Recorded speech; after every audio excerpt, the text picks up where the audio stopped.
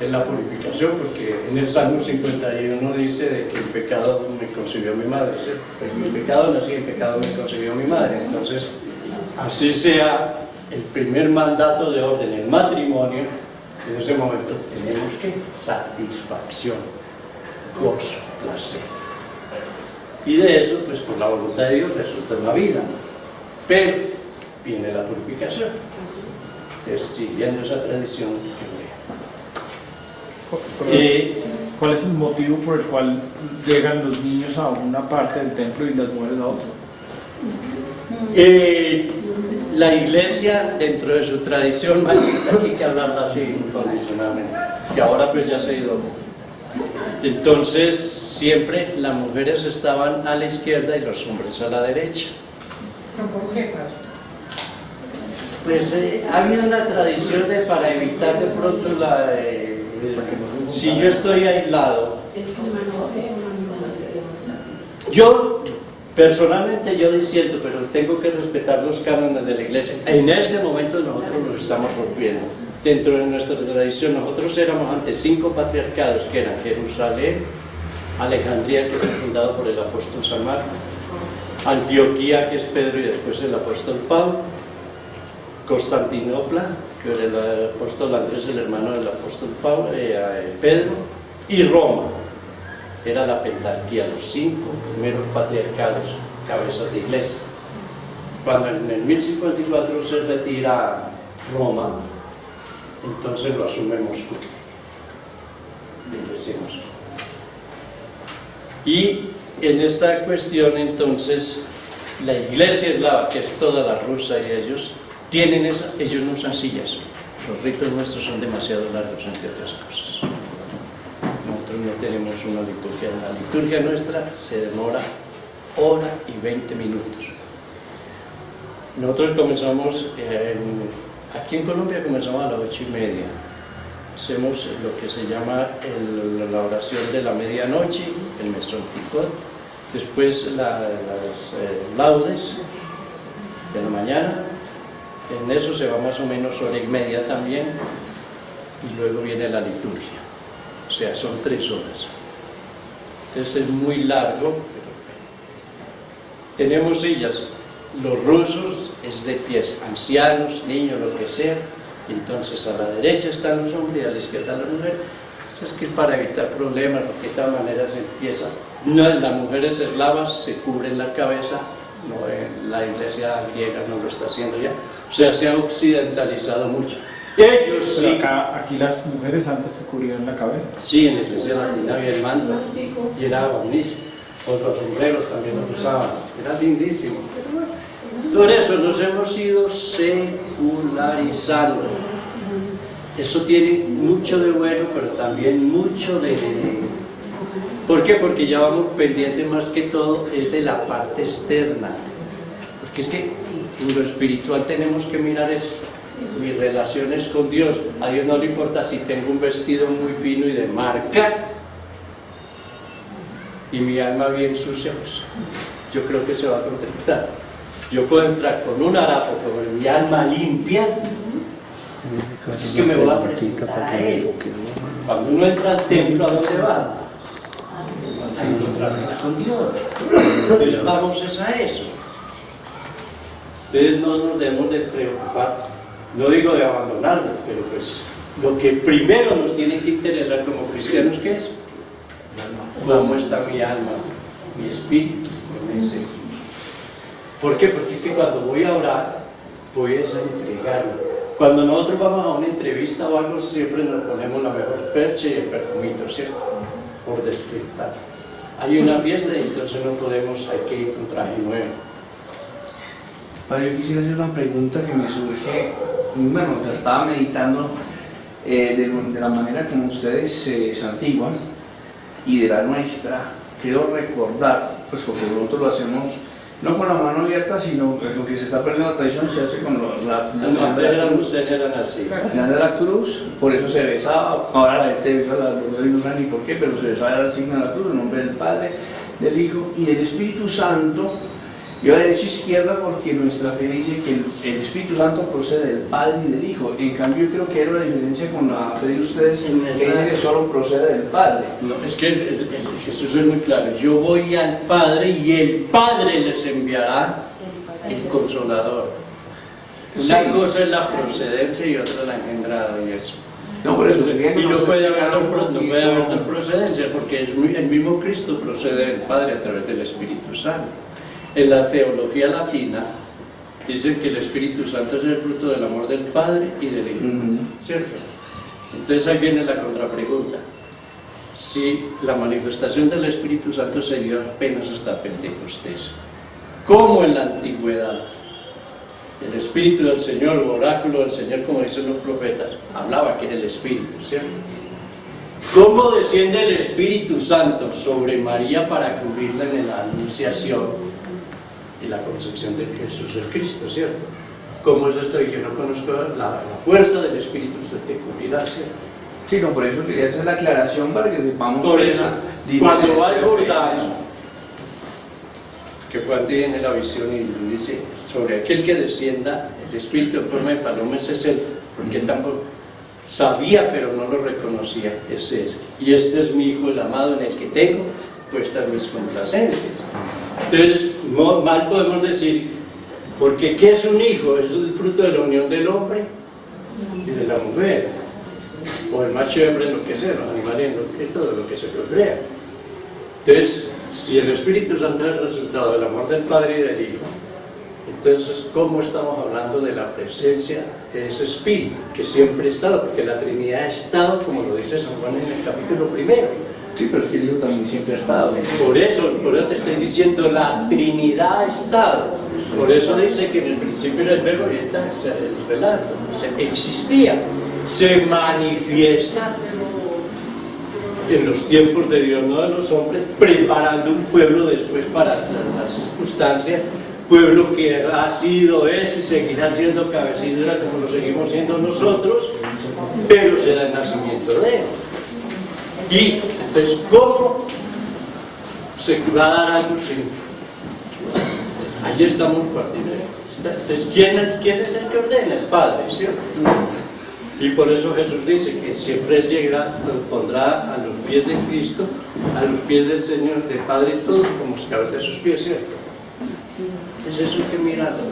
Ese es uno de los problemas que viene en el filioque, que ustedes tienen. Primero, incluso en el Vaticano, está en griego el pisteo del credo, cómo se produjo, que fue el primero y segundo concilio que participó Roma y lo presidió Roma.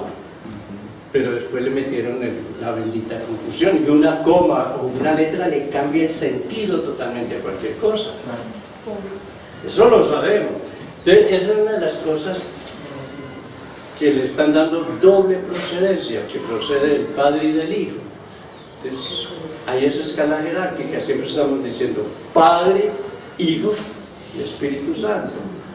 Entonces, ya eso es de una discusión teológica, pero pues mirándola desde ese ángulo.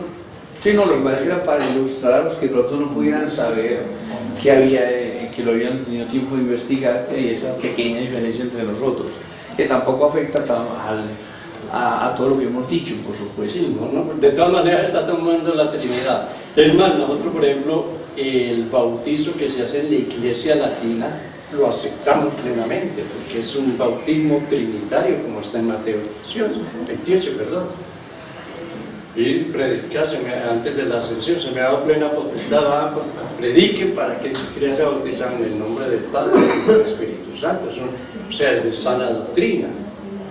Entonces eso, ya, es una serie de situaciones. Nosotros, por ejemplo, en la Iglesia Latina, se dice que la consagración está por las palabras, ¿cierto? Nosotros hacemos eso en la epíclesis, nosotros pronunciamos las palabras, después vienen unas oraciones y viene el epíclesis y en ese momento pedimos que el Espíritu Santo, que también ustedes lo piden, descienda sobre nosotros, sobre estos dones, para que entonces haga de lo que hay en este pan el cuerpo precioso de tu Cristo y lo que hay en este cáliz, transmutándolos por tu Espíritu Santo, decimos amén, amén, y nos tiramos ahí mismo al suelo y hacemos eso lo mismo. hasta unos cuantos minutos, porque pues es él el que va para que transmute, o sea, que ese pan deje ese pan y ese vino deje ese vino, sea cuerpo y sangre. Y comulgamos bajo las dos especies. Usamos el pan con un sello, una esplayera, que tiene la palabra Jesús el Cristo vence, Jesús Cristo.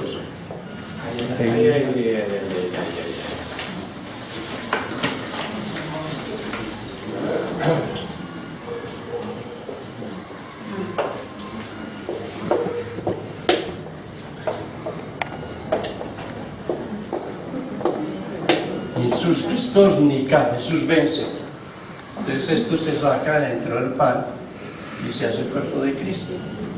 Cuando lo fraccionamos, esta parte de Jesús Cristo se echa en el santo potillo, en el santo vaso, y de estos para la comunión del sacerdote y del pueblo, con una cuchareta que le llamamos la vida,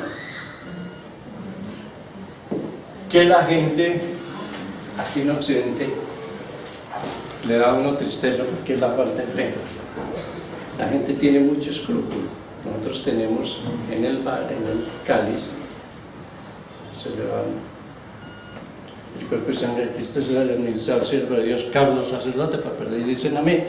Y todo el mundo la cucharita en la boca. Que el problema de la saliva, que esto, que enfermedad. Llevamos 2000 años de cristianismo y nunca nos pasa nada. Yo estoy recién llegado, yo viví 7 años en Grecia, llegué el 28 de noviembre. Nosotros teníamos en épocas de grandes fiestas en los templos 2.000-3.000 personas comulgando, y después yo tengo que consumir eso con esa misma cuchara, 2 o 3.000 bocas ha pasado. No es nada. Es que si yo creo que es cuerpo y sangre de Cristo, no puede haber absolutamente nada que me diga. Es el mejor médico y es el mejor remedio. Además, nosotros tenemos en el octoporio, que es lo que llaman ustedes el sagrario, que eso se consagra el Jueves Santo cuando damos una partícula de para todo el año. O sea, tenemos un enfermo, vamos y lo sacamos, se remoja en el vino, se pone a secar, y al año vamos y no hay ni hermón ni nada, está más fresco que el que acabamos de hacer. El agua, nosotros tenemos una bendición del agua que es bastante larga y tampoco y en ustedes tampoco el agua se corrompe, no se corrompe. O sea, como se está haciendo la invocación de la Trinidad y todo, automáticamente tiene, incluso si me permiten un momentico, yo tengo por aquí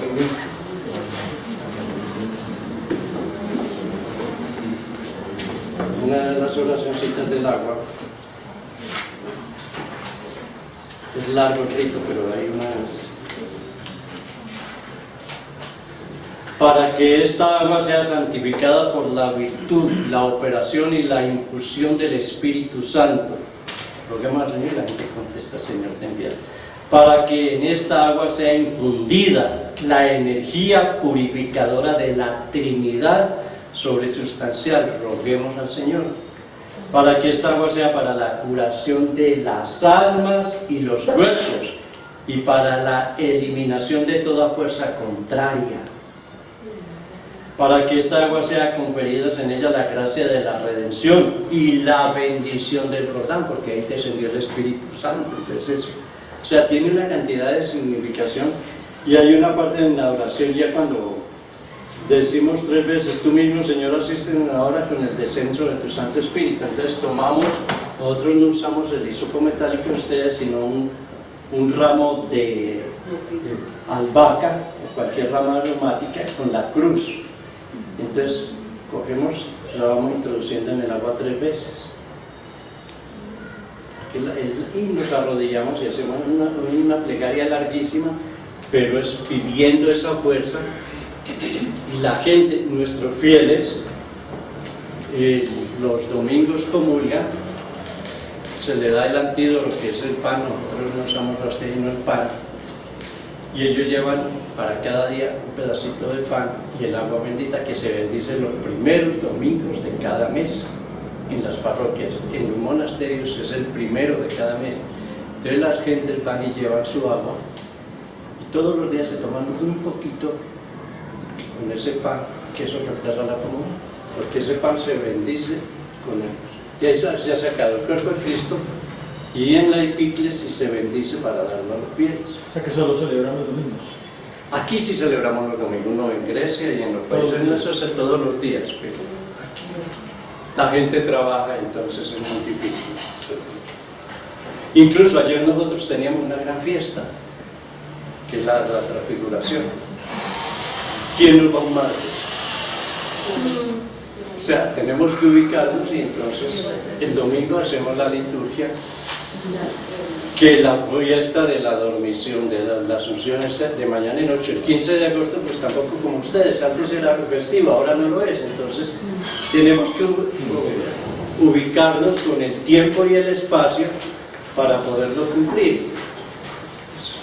En los países ortodoxos sí... ¿Dónde es mayoría, doctor? Sí, como era aquí, que a raíz del señor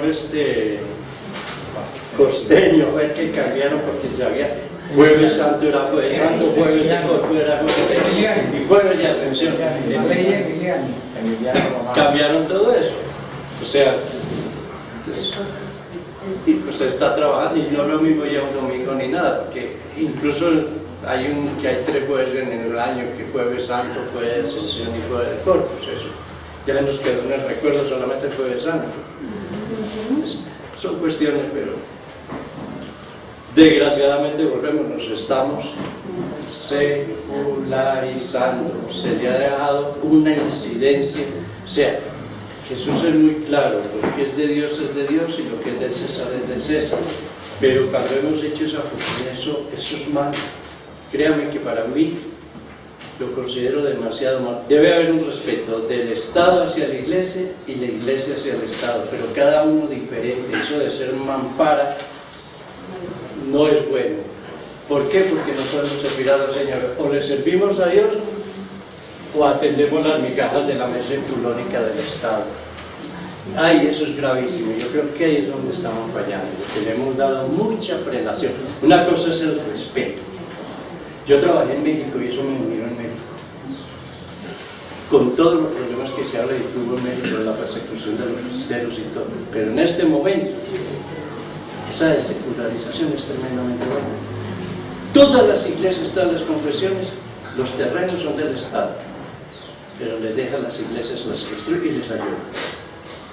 Hay que respetar el día que en alguna congregación haya una falta, se la quitan y se la entregan a otra. Pero eso es bueno, cada lorecho estaca, como decimos vulgarmente. Pero eso debe ser así. Jesús es muy claro. Cuando la tentación, ¿de quién es la efigie? Del César, al César está. Desliguémonos. La iglesia no necesita la verdad del Estado. Hay un problema, hay una calamidad. Como cristiano y como creyente y como seres humanos debemos ser solidarios. Pero no estando, ¿qué espera la iglesia del Estado? La iglesia es eterna, los estados son pasajeros. Si creemos en esa promesa. Ahora miremos que hay cosas que hemos olvidado. ¿Qué ha salido de las manos de Dios directamente? No, directamente. Que el enemigo lo está atacando. La familia, en Génesis, ¿cierto? De las manos de Dios. Miremos lo que es hoy en día las familias. La gringa.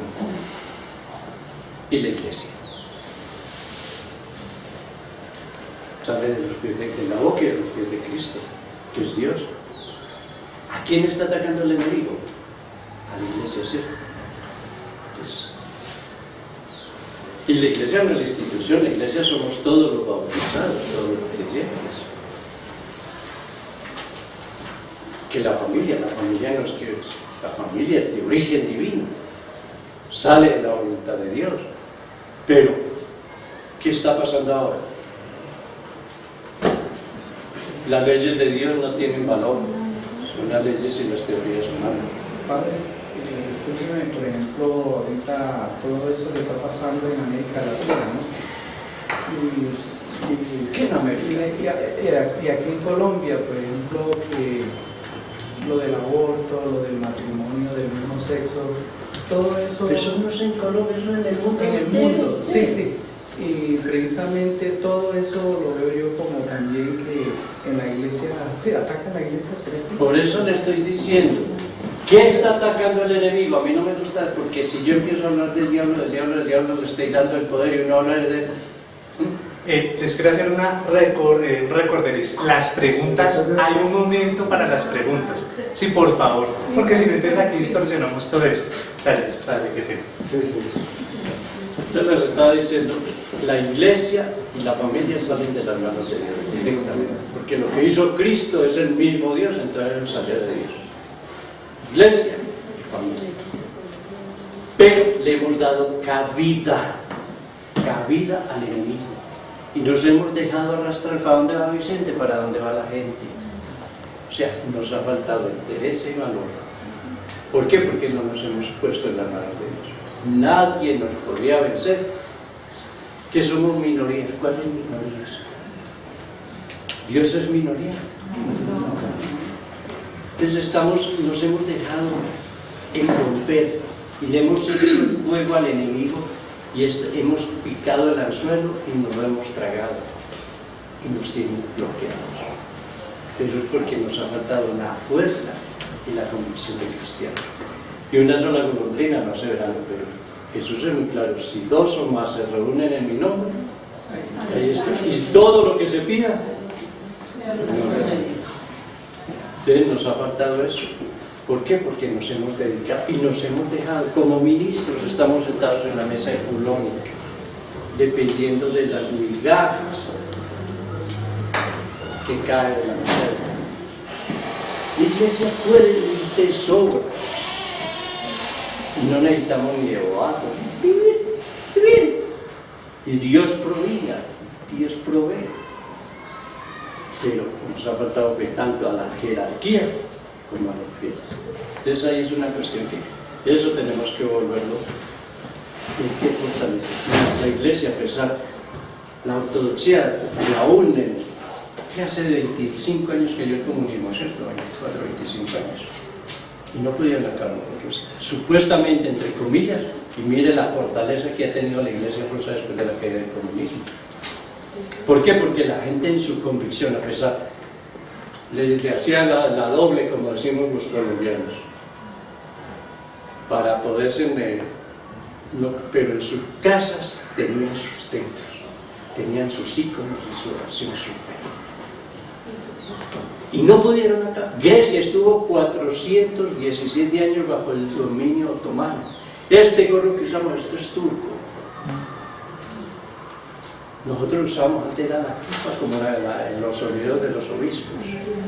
Pero esto es el recuerdo de toda la sangre de los cristianos, tanto sacerdotes, monjes como creyentes, que cayeron por la dominación turca. Esto se lleva lo mismo ustedes.